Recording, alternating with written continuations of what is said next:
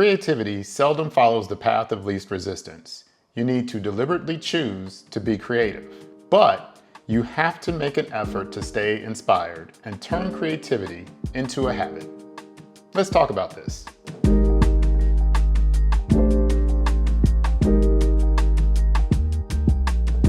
If you're anything like me, you probably bounce between two different extremes when it comes to starting projects or solving a problem. You're either full of ideas, so many ways to attack a problem, so many ways to start a project, but you don't know which one to pick. You don't know how to narrow it down and get moving. Or you feel creatively blocked. Nothing's coming to mind, you don't know where to go, and once again, you're having trouble finding a way to start. What if I told you there's a method to solving this madness? Something that lets you tap into your natural creativity while using practical tools to progressively implement your ideas.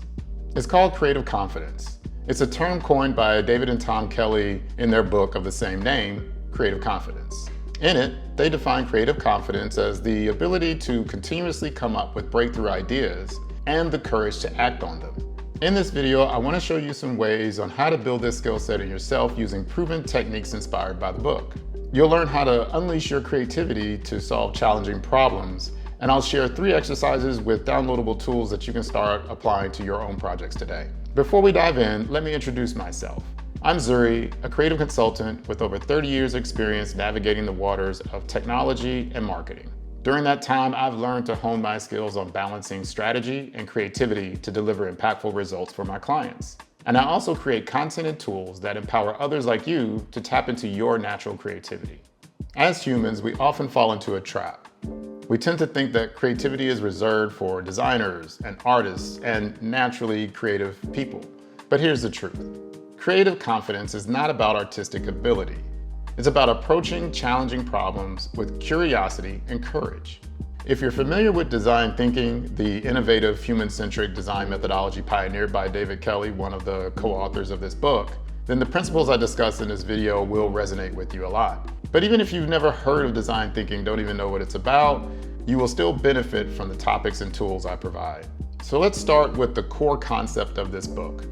Creative confidence relies on 2 pillars, the courage to try and the process to succeed. When these 2 things come together, that's when the magic happens. One of the overarching principles of creative confidence is that everyone is creative, but it's fear that holds us back. If you consume even a small amount of personal development content, you know that fear comes up over and over and over again. And for good reason. Fear helps protect us from physical and emotional damage. However, oftentimes we confuse damage with discomfort. For example, you might be deathly afraid of needles. However, you also feel strongly about donating blood. So you face the fear of the temporary discomfort and temporary pain in order to do something that's not only valuable to you, but valuable to others as well. The pain and discomfort will go away, but the benefits will last for quite some time. So how do we apply mustering up that courage to creativity? It's through 3 specific mind shifts. I call them the 3 froms. You're going to move from one state to another state. First, from expert only to creative explorer. Most products or services can be improved, and it doesn't take an expert to identify potential solutions. You just need curiosity and a desire to move towards something innovative. Don't disqualify yourself because you lack certain knowledge or skills. Besides, great innovation requires collaboration, and at some point you'll probably need to ask for help from some experts. Second, from perfect solution to iterative improvement. Every problem truly does have multiple solutions, even if you can't think of them right away. Approaching problem solving with incremental steps that build upon each other can help you avoid the dreaded paralysis of analysis that keeps you from moving forward. And third, from assumption to investigation. Our lives are full of assumptions every hour and minute of the day. We assume that the meal we're about to eat isn't poisoned. We assume that people will stop on red and go on green. And if the bill is paid, we assume that if we hit the switch, the lights are going to come on. Why? Because that's our lived experience. And we often apply this same assumptive mindset to problem solving. We immediately assume what will or won't work before actually taking time to investigate the possibilities. This is probably the most common problem I see when people are doing creative brainstorming. They edit themselves in the process of coming up with ideas. Now that you know about the mind shifts that you need to make in order to develop courage to try something new, let's talk about the process you need to succeed. Most of us, if not all of us, like to know about the journey, not just the destination. A plan, a map, something that lets us know how we're going to get from point A to point Z. It doesn't have to be perfect and highly detailed, but at least something directional so that we can strengthen our courage and squelch some of those fears. I like to call these the three shuns. We have the three froms, and now we have the three shuns: observation, experimentation, and iteration. Now, this is the point at which the tools I've been mentioning come into play. So let's use an example to walk through the three shuns so you can see how these might play out in real life. Zoe is a business coach frustrated by the fact that her clients don't finish their homework assignments in between calls on a regular basis. This slows down their progress, reduces the satisfaction they have with the services Zoe provides, and probably eliminates the possibility she'll get any referrals from them for other business. Zoe's already made the necessary mind shifts to create the courage she needs to try something new in her business. Now, all she needs to do is step through the process to find some ideas to test out and improve the services she's offering to her clients. First up, observation. As I mentioned as part of the mind shifts, you're moving towards investigation and moving towards creative exploration. So observation should be easy at this point. The key here is to notice daily frustrations as opportunities for innovation. If you work with clients, document the frustrations and friction points. Note any process inefficiencies and track the recurring questions and concerns. And write all this down. Make sure you write it down. Just remember your mind shifts throughout the process. You are investigating opportunities as a creative explorer to find a solution. No assumptions, expertise, or perfection. Simple observation and notation. The tool we'll use for this is called the bug list. Notice what bugs you, notice what bugs clients, and look for patterns. So in our example, when Zoe uses her bug list, she uncovers these three things. People kept apologizing about not doing their homework. Everyone was tired of long Zoom calls. Motivation would crash right after the sessions. So she notes this down in her bug list to prepare for the next step, which is the empathy map. This aligns perfectly with IDEO's human-centric methodology. The key is to pay attention to the following: what your clients actually say, what your clients do, it might be different than what they say, what might they be thinking, and how are they feeling. So when Zoe sits down to create her empathy map, here are the things that she might uncover. They are afraid of falling behind. They really want to connect with her other clients. They need quick wins to stay motivated.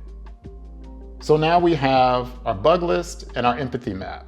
We've completed the observations. So now we're ready to move on to experimentation. We want to create small, safe experiments that address the friction points and frustrations you observe. And be sure to set some learning objectives, whether those are key metrics you want to track, such as in Zoe's case, the completion rate of homework, or it could be feedback that you want to collect at the end of the experiment. How small should this experiment be? Well, it varies, but for me personally, I like to think of it as a single change to a step in a process, a new feature for a product or service that's easy to launch, or maybe it's just a marketing message that you're trying to update to see if it has any effect. The key here is to find something that's small enough to launch quickly, test quickly, and that you can take back quickly if you find out it's not working and you want to go try something different. The tool we'll use for this part of the process is called the Experiment Planner. It helps you narrow down your ideas to small, testable changes. It consists of really 4 components. What is the challenge you're addressing? What are 3 possible solutions? What is the smallest testable version? And what feedback are you collecting or metrics are you tracking? So in Zoe's scenario, she came up with 3 small testable changes to her process. 15-minute working sessions during her client calls. She paired clients up as accountability partners, and she started sending voice messages to check in. So you've observed a problem, and you've defined some experiments to run. Now we're on to iteration. This is the step in which we're prototyping and actually testing those small changes. The idea here is to get rapid learning by doing as well as to embrace failure as feedback. It can also give you a deeper understanding of the underlying problems and potential changes you can continue to make. The tool for this step is the progress tracker. Depending on what you're choosing to test, it could take days, weeks, maybe even months to get the proper feedback and measurement to understand if it was effective. So if your experiment goes beyond 1 week, you should at least be tracking progress on a weekly basis. The data you collect is pretty straightforward. Observations made, key learnings, and then next steps and changes you want to make for the next iteration.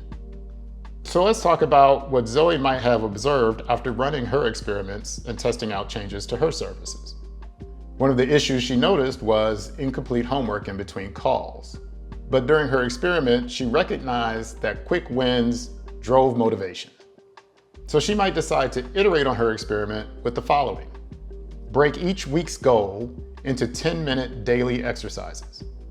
Provide mobile-first progress tracking.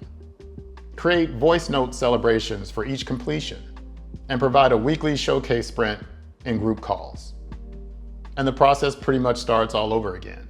She runs experiments, makes observations, collects feedback, and then decides whether more changes are needed. Of course, this doesn't go on forever addressing the same problem, hopefully not. You reach a point where you're satisfied with the changes and then you find something else to innovate on. So the Creative Confidence Toolkit I created will walk you through this process step by step. It includes the bug tracking template, the empathy mapping guide, an experiment planning framework, and progress tracking tools. Click the link below to download it. And here's your first step, after downloading the kit, of course.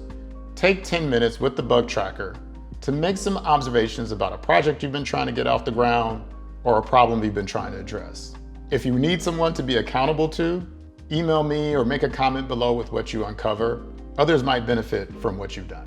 If you found this helpful, please subscribe to my YouTube channel. I make content on creativity on a weekly basis and occasionally have some tools that can help as well. I look forward to sharing with you again. Thanks.